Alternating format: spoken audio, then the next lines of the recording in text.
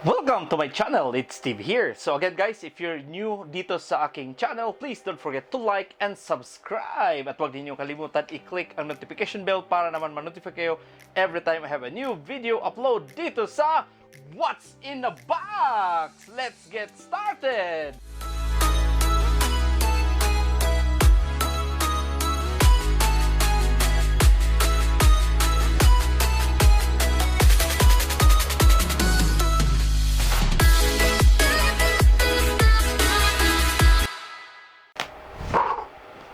There you go guys. So again, we're back. So ngayon ang i-review natin is itong a backup Seagate, a backup plus hub. At saka ito siya ngayon ay nasa 8 TB. And I know na talagang napakalaki ang kanyang capacity nitong ating external hard drive. So ito siyang plus hub dahil pwede mo itong gamitin as a charger ng iyong phone, charger ng iyong camera, and talagang napakalaki na function ito. So again, it's easy backup, an intelligent USB hub to manage and charge your devices. That's right. So again, this is compatible para sa Windows 7 or higher or Mac OS 10.10 or higher. So there you go. Ayan siya, yung ating ano. So napakalaki ng storage data na magagawa nitong 8 TB. So ngayon, umpisahan natin na buksan ang ating external hard drive. So but anyway, itong Seagate na 8 TB, nabili ko to sa Best Buy. And it's $194, 8 TB na siya. So talagang medyo mura-mura na rin siya. At talagang mahirap to mapuno yung 8 TB na to. But again, so ngayon umpisa natin, buksan natin to.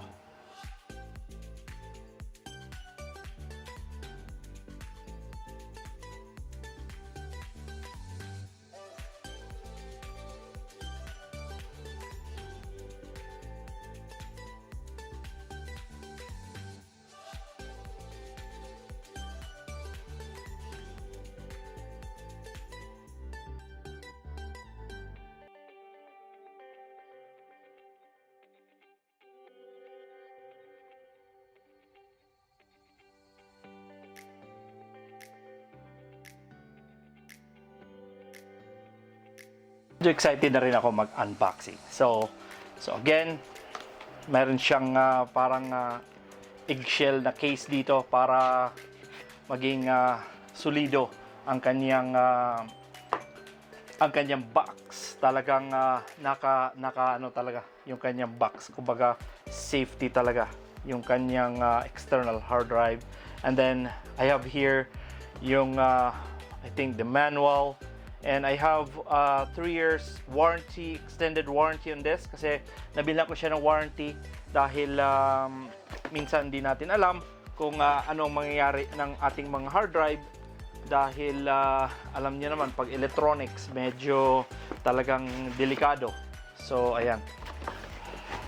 So 100% siya replacement kung mayroong problema ang kanilang produkto. So there you go. Ito yung external hard drive.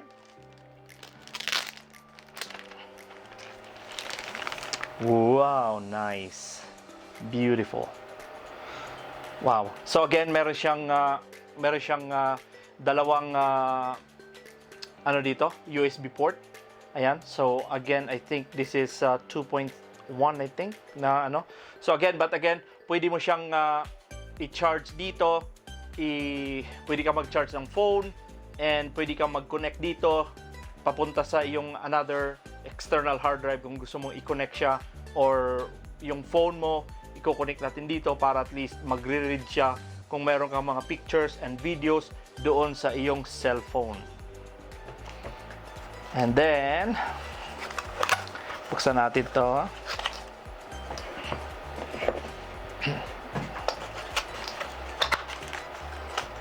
Ito naman yung cable niya.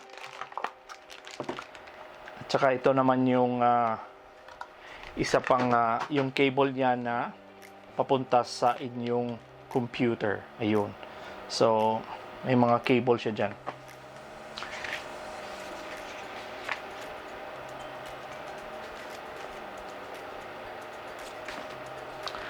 So, ito ay plug and play lang na external hard drive. So, again, yung kanyang instructions dito, meron siyang power supply. Meron siyang power supply.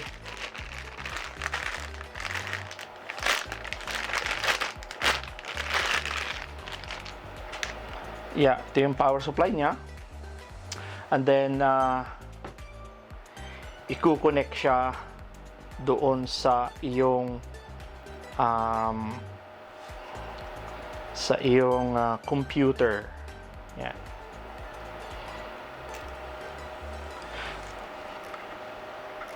Go. Ito yung power niya. And then, ito rin yung isang cable papunta sa yung USB niya papunta sa iyong computer. There you go. Ayan, so again, nasa 3.0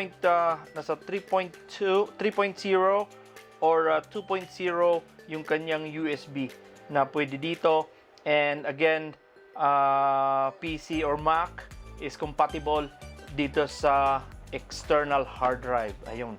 So talagang napakaganda dito dahil I have mayroon akong 4 terabytes din na ganito rin na ginagamit ko as my backup doon sa aking computer. And then kasi yung isa kong hard drive medyo napuno na. So again, nag-decide ako na I'll go with 8 terabytes para at least hindi ako bibili almost every year. Bili lang ng mga gadgets ng external hard drive para at least marami ang storage kong mapuntahan or mapaglagyan. So there you go guys, ayan. So napakaganda nitong nito dahil meron siyang 2 years warranty itong hard drive, and I have also extended warranty para dito dahil kailangan kong